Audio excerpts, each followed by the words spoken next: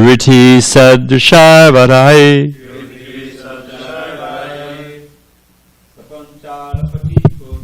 Sapanchalapati Putran Pitrivamsa Vivardhanan Dadai Samyojayam Sasa Duriti Sadrishavadai Sapanchalapati Putran Pitrivamsa Vivardhanan Dada Samyojayam Asa Duriti Sadvishavadai Sapanchalapati Putran Pitrivamsa Vivardhanan Dadai Samyojayam Asa Duriti Sadvishavadai Sapanchalapati Putran Pitrivamsa Vivardhana Dadai Samyojayam Asam Duritri Sadrishavadai Sahi. Jamal, do you want to open that halfway, that door? Just that we have a cross draft. Thanks. Yeah, that'll whatever floats your boat. Yeah, that's good. Just to get some cross draft. So where were we? Panchalapati, the king of Panchala. Putran, sons. Pitrivamsa, paternal family. Vivardhanan, increasing. Dadai, with wives. Samyojayamasa, married. Duritri, daughters. Sadrishai, qualified. Varai, with husbands. After this, King Puranjana, the king of the Panchala country, in order to increase the descendants of his paternal family, married his sons and daughters with qualified wives, and married his daughters with qualified husbands. I say, you say. After this, King Puranjana, king of the Panchala country, in order to increase the descendants of his paternal family, married his sons with qualified wives, and married his daughters with qualified husbands. Ki Jai, said the sannyasi. According to the Vedic system, everyone should marry. One has to accept a wife because a wife will produce children, and the children in their turn will offer foodstuffs and funeral ceremonies so that the forefathers, wherever they may live, will be made happy. The offering of oblations in the name of Lord Vishnu is called Pindodaka, and it is necessary that the descendants of a family offer Pinda to their forefathers. Not only was Puranjana, the king of Panchala, satisfied in his own sex life, but he arranged for the sex life of his 1,100 sons and 110 daughters. In this way, one can elevate an aristocratic family to the platform of a dynasty. It is significant in this verse that Puranjana got both sons and daughters married. It is the duty of a father or mother to arrange for the marriage of their sons and daughters. That is the obligation in Vedic society. Sons and daughters should not be allowed freedom to intermingle with the opposite sex unless they are married. This Vedic social organization is very good in that it stops the promulgation of illicit sex life or varnasamskara, which appears under different names in the present day. Unfortunately, in this age, although the father and mother are anxious to get their children married, the children refuse to get married by the arrangement of the parents. Consequently, the number of varnasamskara has increased throughout the world under different names. Om Ganatam Randasya Gana Gana Salakaya Jakshushamadatangina Tasane Shri Gurave Namaha. So, as a little stepping back and looking at the background or backdrop of this verse, the Vedic view, it views the cosmos as a gigantic, picture a giant machine with all kinds of wheels and gears turning and different levers that you pull and different chutes. My kids played, when they were younger, when they were very young, played a game called Chutes and Ladders. And those who raise kids in Raj is not. And as I recall, you can take 3 steps forward, and sometimes if you fall on a certain square, you get to go up, and then you can, and if you fall on the wrong one, you drop back. And so it's all this churning of up, down, sideways, back, forward, act in this way, you get this result. So this is the Vedic view of the, not necessarily the Vaishnava view, but it is the Vedic view of the thing. Whereas the materialist thinks everything is happening by chance, and if you work hard and you'll get what you want, but then there's all kinds of its basic laws of physics, or maybe just random chance, you get hit by a bus, well, there it is. So they've got their different views. You got the materialistic view and the Vedic view. And I wanted to read a verse from the Gita. We're going to read a couple of things today. But I wanted to read a verse from the Gita. Well, what do you know about that? Oh, I did bring it. Okay.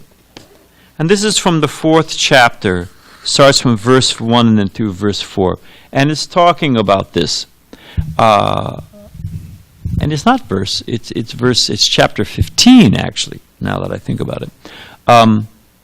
The Supreme Personality of Godhead said, "It is said that there is an imperishable banyan tree that has its roots upward and its branches downward, and whose leaves are the Vedic hymns. One who knows this tree is the knower of the Vedas. The branches of this tree are intertwined, extend downward and upward, nourished by the 3 modes of nature. The twigs are the object of the senses.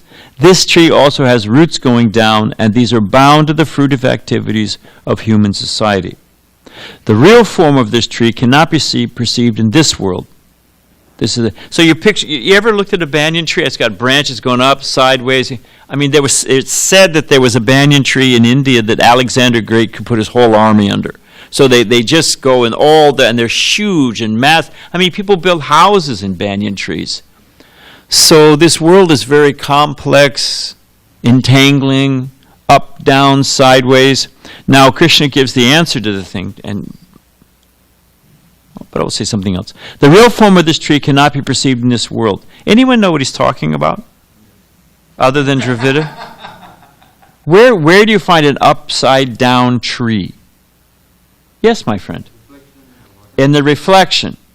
Anyone know what that reflection in the Prabhupada says the reflection is desire.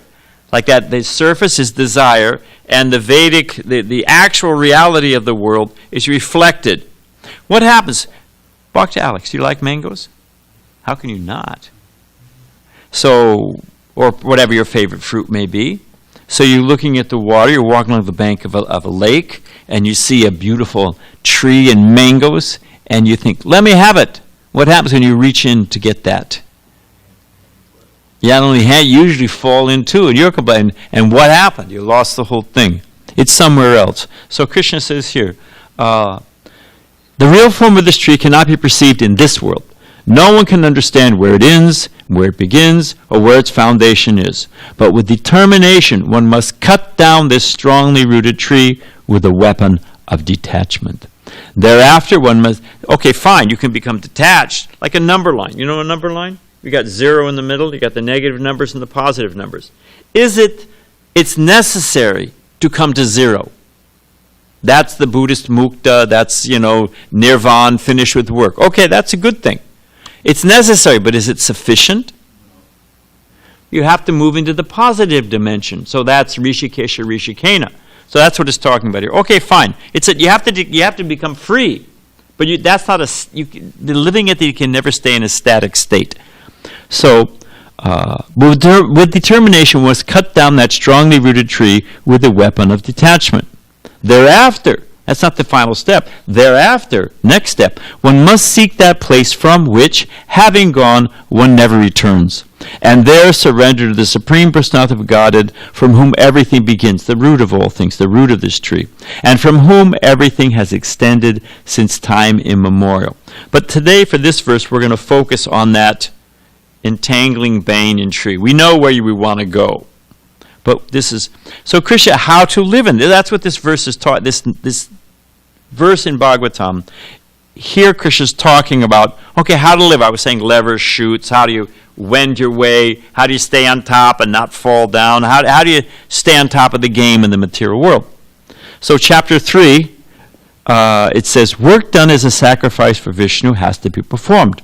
Otherwise, work causes bondage in this material world. Therefore, son of Kunti, perform your prescribed duties for his satisfaction, meaning Krishna's, and in that way you will remain free from bondage.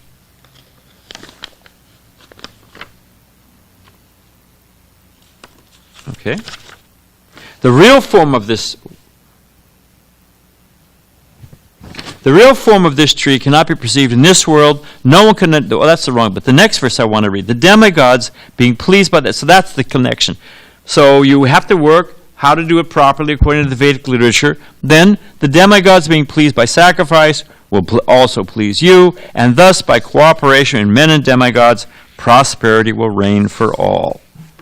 So, Kijai, how to function, how to stay above the flotsam and jetsam of this world. That's what's being described here.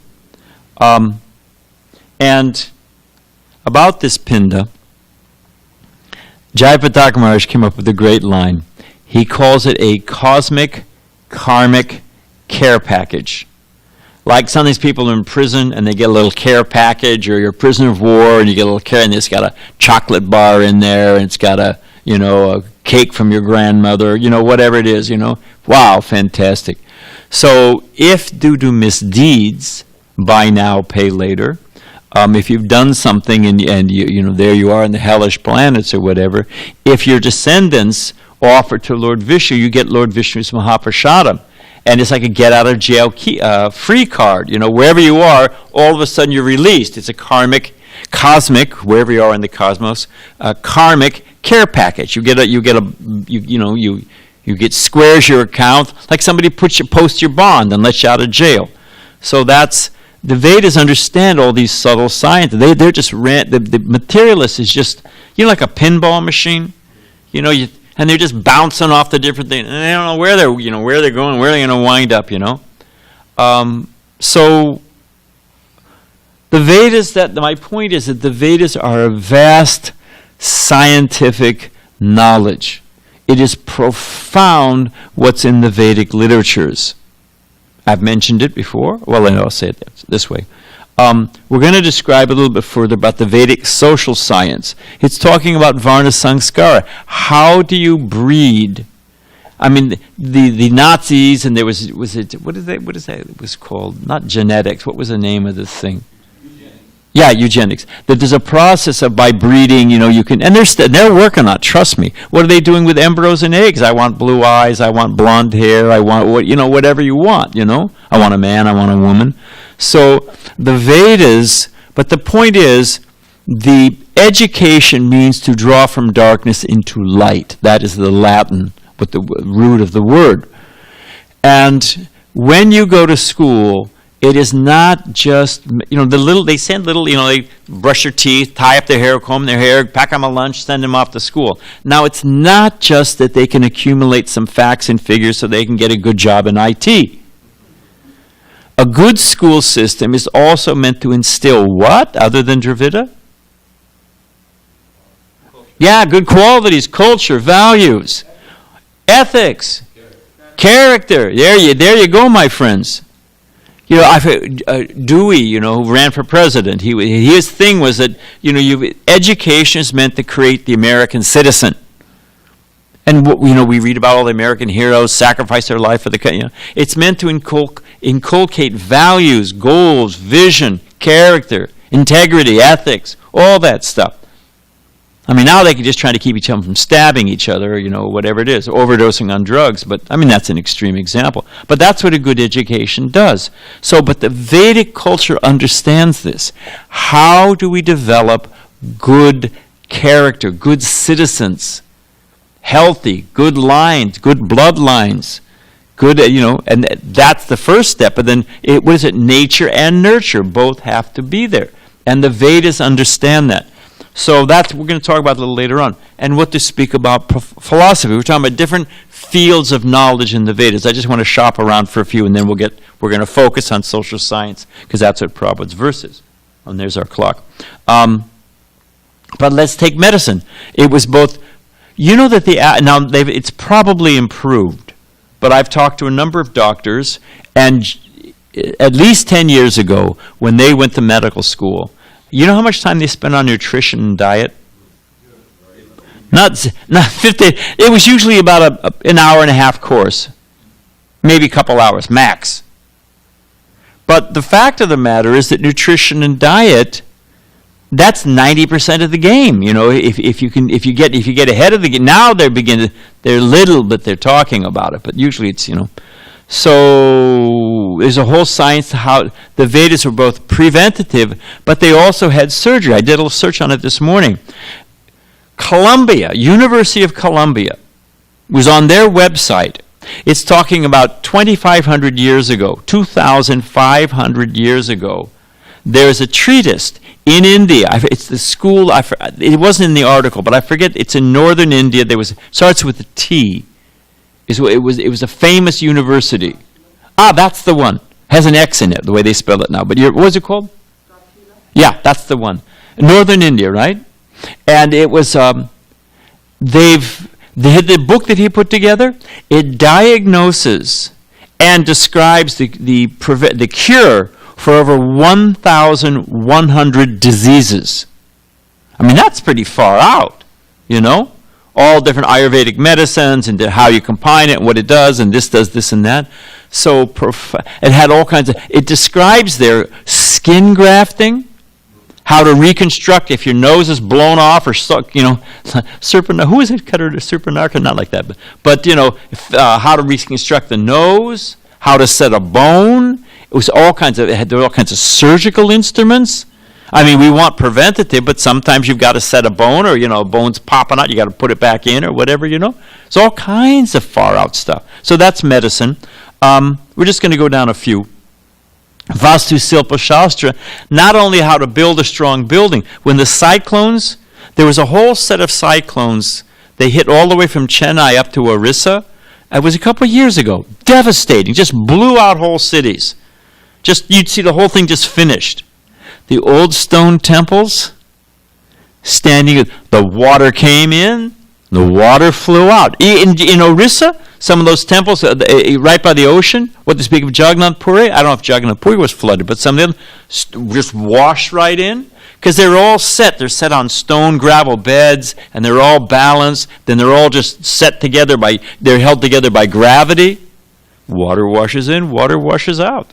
So, 2,000 years ago. Now, and then even a little more refined, and Prabhupada explained that's how our Mayapur, the original Lotus and Conch building, which buildings catch the sun, how to avoid getting too hot, wide verandas so that the external wall catches the heat and the inside stays cool. A whole science for these things, And did I take you to Fatehpur Sikri? We went there together.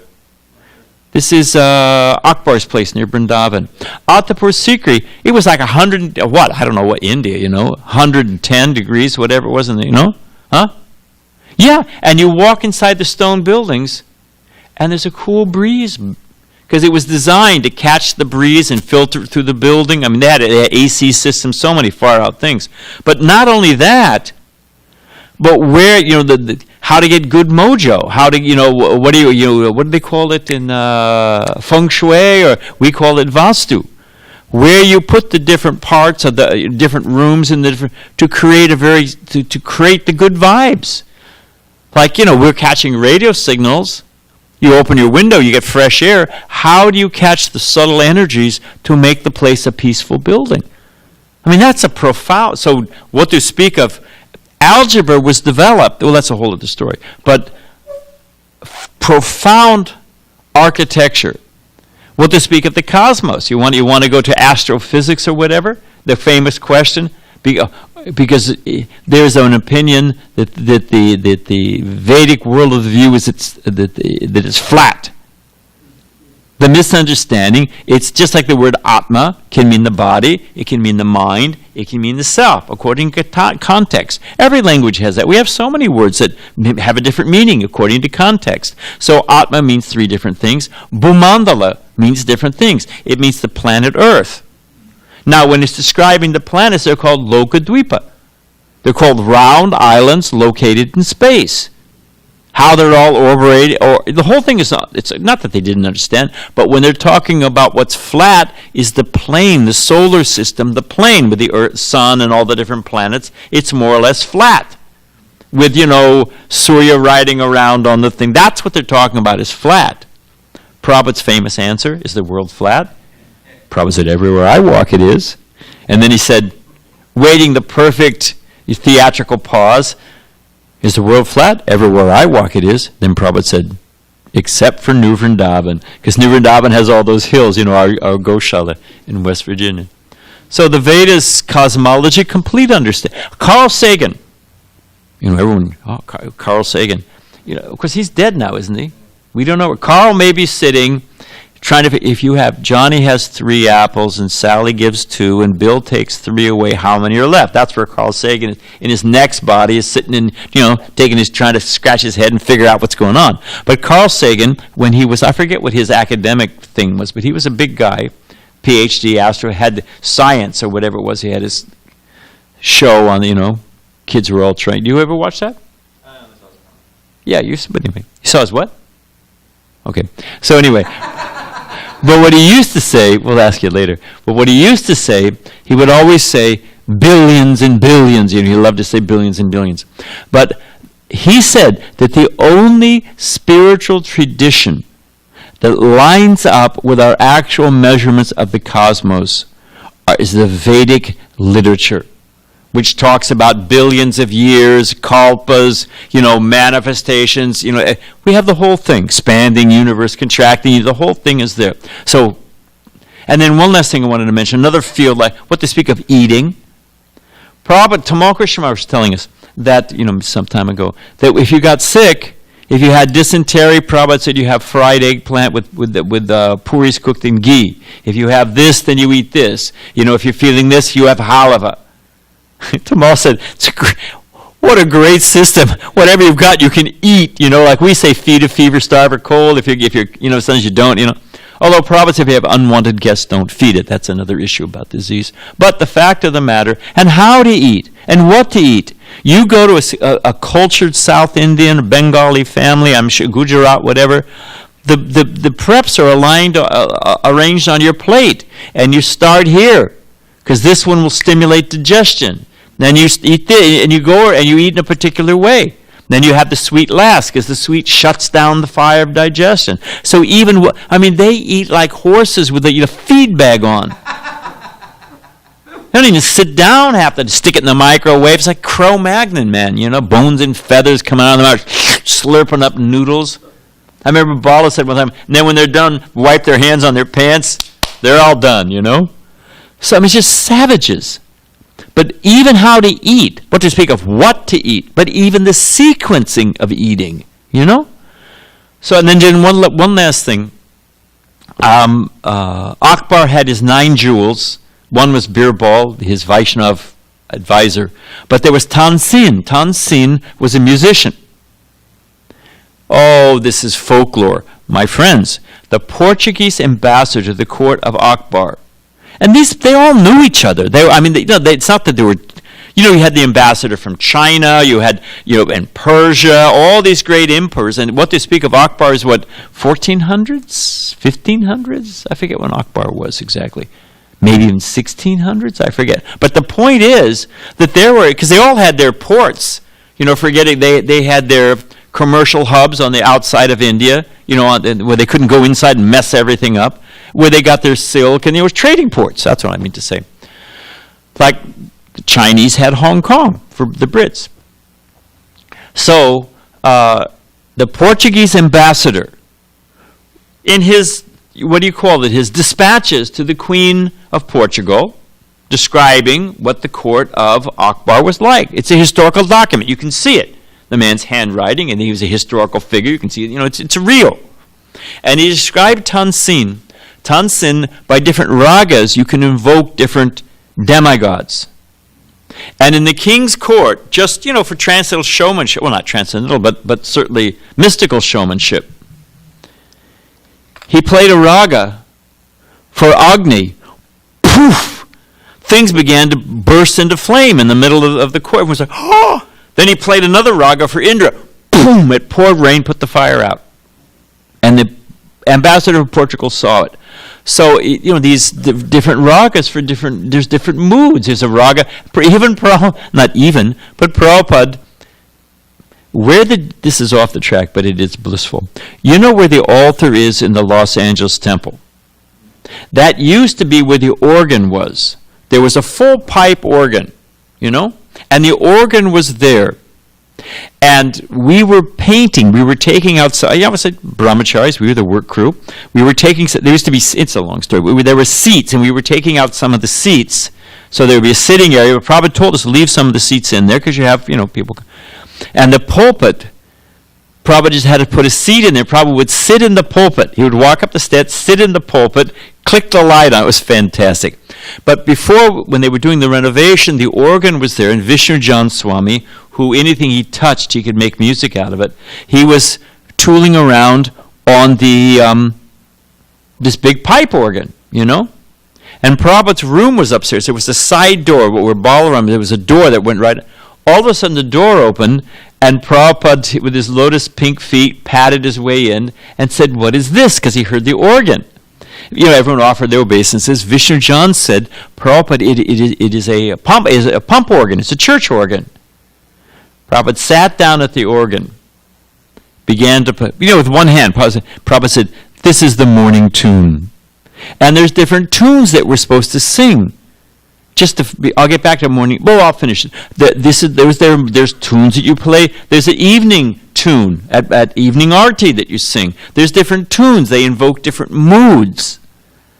So, and with the Narottam Das Thakur, all different types of ragas for the right mood, for invoking, for this particular, So it's very, very refined musical science. Just to finish, Prabhupada's sitting there with one hand playing the pipe organ, Samsara Dava, picture on a big pipe organ, and sublimely intelligent Vishnujan Swami said, "Prabhupada, there's foot pedals, because on a big, they have all these poof."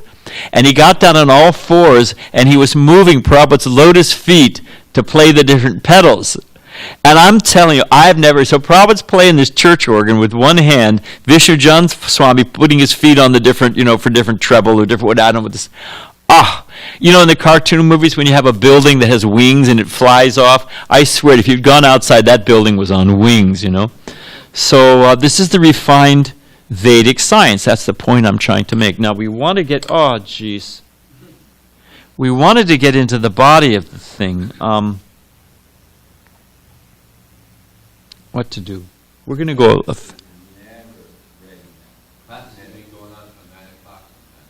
All right, so I've got a few minutes. All right, thank you very much. I won't take advantage. Balaram was saying yesterday in class that this word yati means, Y-A-T-I, means progress, to make progress. So this is human instinct. Human instinct is to advance, to increase. What is manifest destiny, race across the nation, build up, build up the city, build. This is every culture. Human nature builds. Bigger, better, broader. New and improved. It's stamped on everything. But Prabhupada to make progress. But Prabhupada said, you're progressing, but in what direction? Anyone know the analogy about progress? The moth into the flames. What were you going to say? Build and break. But the moth is moving, but he's moving right into the flames. So where are you going? So I remember being on a morning walk with Srila Prabhupada in Chicago. And he went to Lakeshore Park. It's a beautiful park. It's right by Lake Michigan. It's out there in Evanston, all the old Frank Lloyd Wright houses there. It's a beautiful park. So Prabhupada's walking along, and you can see down the lake, and at the very end, you can see the skyline of Chicago. And I've got to do it sometime. I'll just look at it. Carl Sandburg writes this poem about Chicago, the stacker of wheat, your broad shoulders, it's, this built city, Prabhupada sighted down Lake Michigan, saw the skyline and said, they are simply stacking stones. And then Prabhupada said, and time will come and kick them all down. So there's so many stones, they're stacking stones, but I was saying to Mukunda, when they were in the Iraqi war, the poor Iraqi soldiers, were so terrified. They were in these bunkers, and the Americans would fly over with these sonar heat sensors, and they could sense. They could go so far down into the earth, and they could the warmth of the human body. They'd know where to bomb, and they'd drop these bouncing Betsies, whatever they're called, 1,000-pound bombs, just incredible, right? So anyway, tax dollars at work. But the point I'm trying to make is that in one of these places they sensed some heat, something was decomposing out in the desert. But as they searched, it wasn't human warmth. Later on, after the war, they went back and checked it. It was an old city, because that was the Fertile Crescent and all that stuff. And when the archaeologists went there and, what do they call it? Not exhumed, what is it? Excavated, yeah. When they excavated the place, they found the gates. They reconstructed the gates, and there was a big stone tablet. And it said, I've forgotten the guy's name. I am King so-and-so of such and such, King of Kings. And the glories of my city will stand until the sun is cold and the moon is hot. There was nothing left. It was in the desert. Their camels were offering their respects by, dumping on it. Nothing left. So I wanted to read, this idea of, because this chapter is called the attack by Chandvega on the city. And those are the city, Chandvega is time, attacking, which will happen to all of us. Remember that Narada, when he's trying to get through Maharaj Prachini Bari, trying to, get around his pride. So I wanted to read from Sankaracharya. Well, I'll read that in a second. Where's Sankaracharya? And this is a compilation. Prabhupada quotes this in different ways, so this is a compact thing. So these are from a couple statements by Prabhupada. Shripad Sankaracharya is traveling as a sannyasi, passing through the street. He's a sannyasi, he's traveling, and he's studying humankind. And he says in despair, quote, "Oh, what am I seeing? Children are engaged in playing. Young boys are engaged in so-called love affairs with young girls. And the old men, they're thinking how to pull on, what to do, and how to adjust family affairs." Here we see, when Prabhupada, there's a tape, where is it? It's a tape, or I forget where. And Prabhupada's, or maybe it's in Shama, I forget, whatever. Maybe it's Hari Sari's diary. And Prabhupada's staying with some life members, and the man assembles his whole family out in front of him. And said, "This is my daughter, this is my daughter-in-law's husband, these are my he's introducing everything. And Prabhupada, perfect gentleman, yes, very nice, very nice. And he's with a couple sannyasis, and when it's all over, Prabhupada said, yes, he's introducing us to his sex life. And they all got a picture of their children on their counter, on the workplace, or in their wallet, or on the mantelpiece. They got, and here's my family, and here's how I've expanded. And I'm a Rockefeller, I'm a Kennedy, or we had the Bush dynasty. It started with Prescott Bush, who was a senator. Then you got the son, and and it goes on like that. And they're working. They got other Bushes coming along. Now they're shrubs, but eventually they'll be bushes, and they'll run for president. So dynasties. But what is it described? What I wanted to read. So they're finished. Sankaracharya looking at the world. He says, "Oh, what am I seeing? Children are engaged in playing. Young boys are engaged in so-called love affairs with young girls. And old men, they are thinking how to pull on, what to do, and how to adjust family affairs. But alas, no one is prepared to inquire relevantly into the science of Brahman. What is eternal? What is the absolute truth?" So everybody's busy, but they're missing the one thing that matters. And all this getting his children married and this children, all this business, there's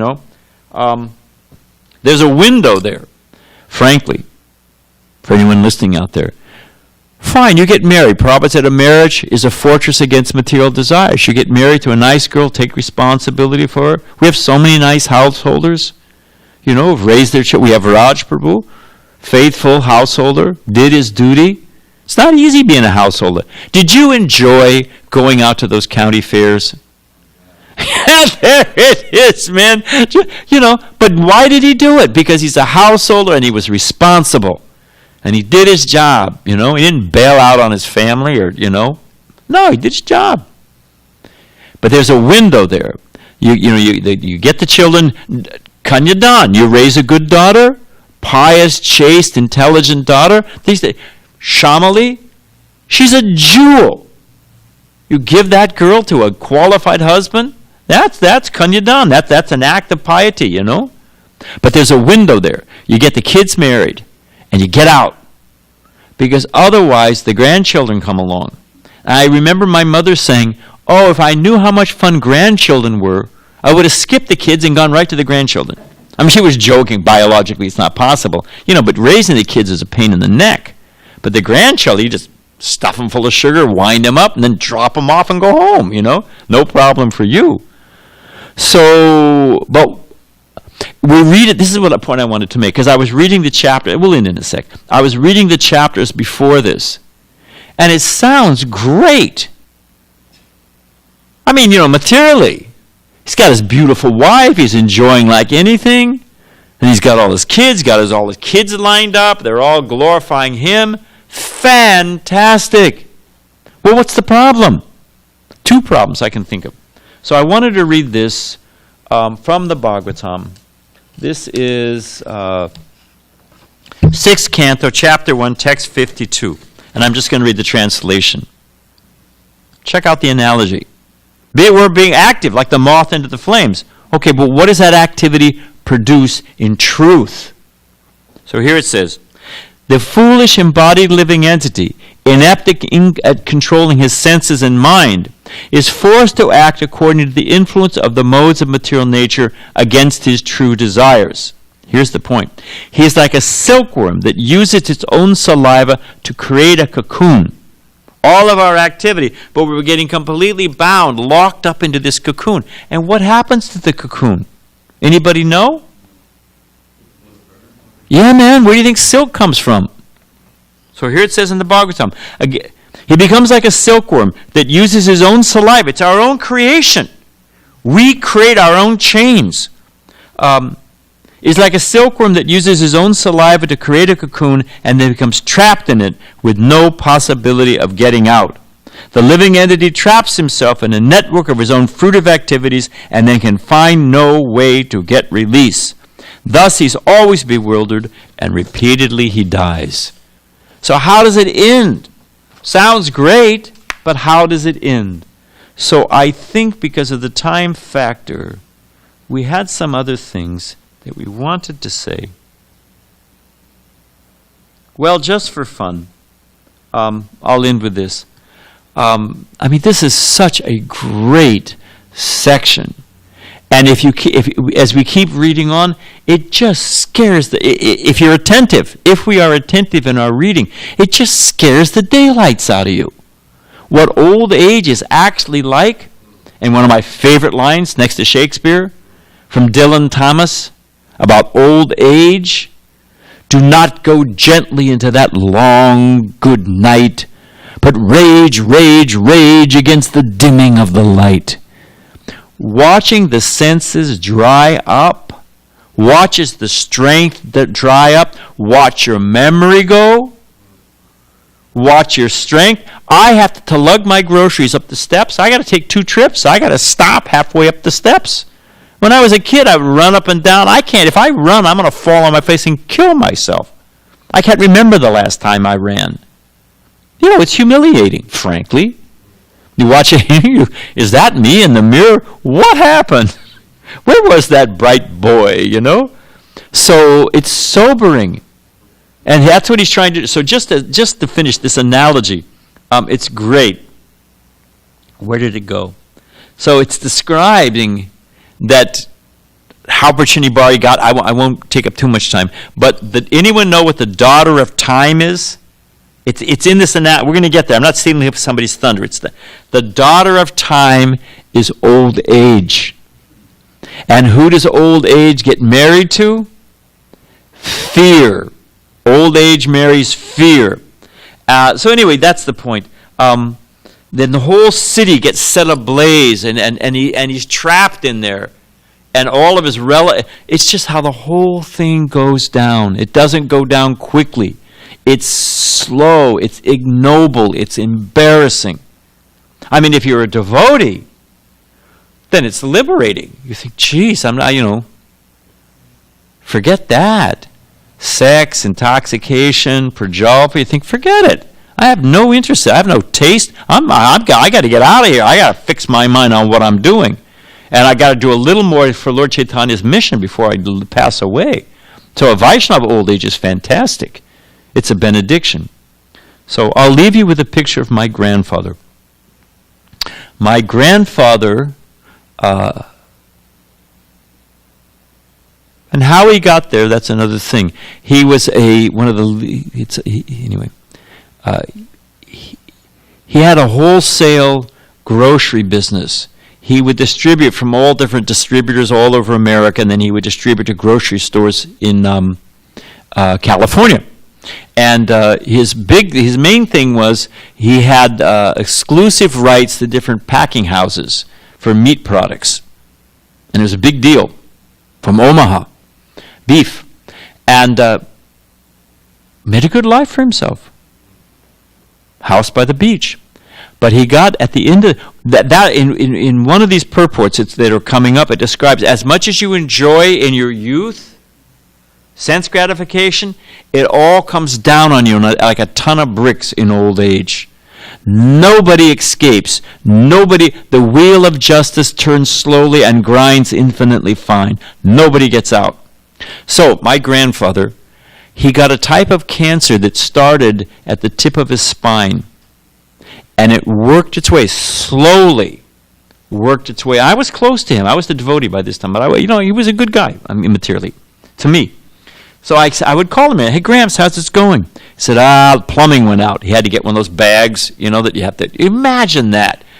All your nasty stuff, and you have to dump it every now and then, And then, gradually, so he wound up ultimately, he was blind and deaf, almost deaf. He could hear if you yelled in his ear.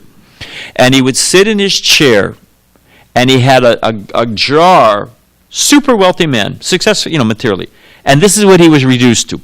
He had, not super wealthy, but wealthy. He had a jar of hard candies, different flavored fruit flavors. And he would just put one on his tongue and wait for it to dissolve. Orange flavor. And he'd just suck it till it was like a thin wafer. Then that was gone, he put on cherry. That's what this man was reduced to. So let us take warning from this section. It's not just fun to read and a nice analogy. It's meant to wake us up, lest we become trapped in this cocoon and, like Sankaracharya, waste our lives. Okay, we can end there. Thank you very much. All glories to Srila Prabhupada.